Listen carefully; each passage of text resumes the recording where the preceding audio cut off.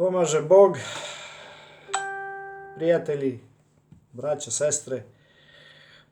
Prosto imam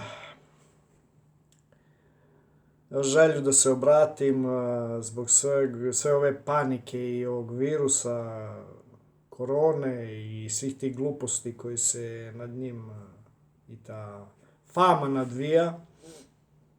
Pa da kažem da sve to što se danas dešava je apsolutno jedna velika obmana nama. Naravno da ljudi se zaražuju, da prenose bolest, neki i umiru, ali evo, da vidimo, na primjer, statistika šta kaže. Sad je trenutno Amerika najzaraženija zemlja, a ukupno na današnji dan je zaraženo svega 0,1% Amerikanaca.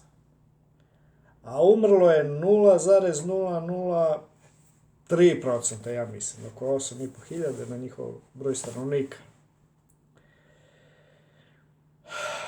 Situacija je takva da sam ja se mnogo iznervirao zbog toga što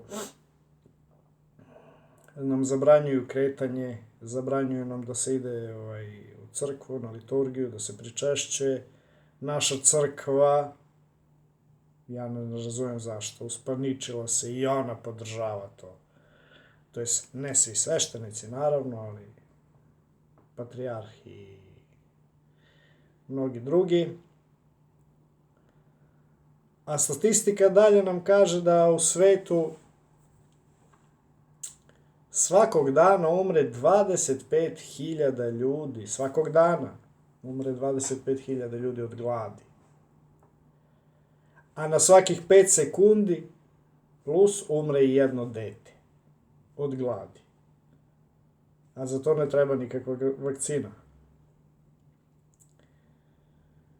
Pa, zbog toga ja uopšte virus i ovu paniku ne priznajem za nešto što preti ljudskom rodu.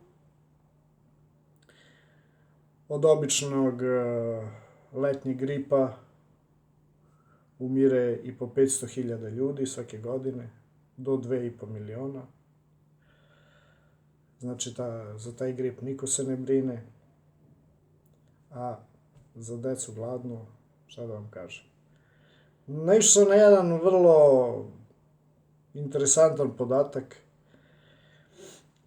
da se kroz razne subvencije i razne doplate u Evropi, u Evropskoj uniji, svakoj kravi daje po $2,2 dnevno. A oko 3 milijarde ljudi živi sa oko 2, znači manje od $2 dnevno, oko $1,80. A oko 1.200.000 ljudi sa manje od $1 dnevno živi. Znači, više se izdvaja za krave nego za ljude. Zbog toga ja ne priznajem ovu pandemiju i pozivam sve ljude koji isto tako misle da se oslobode straha i da žive normalnim životom.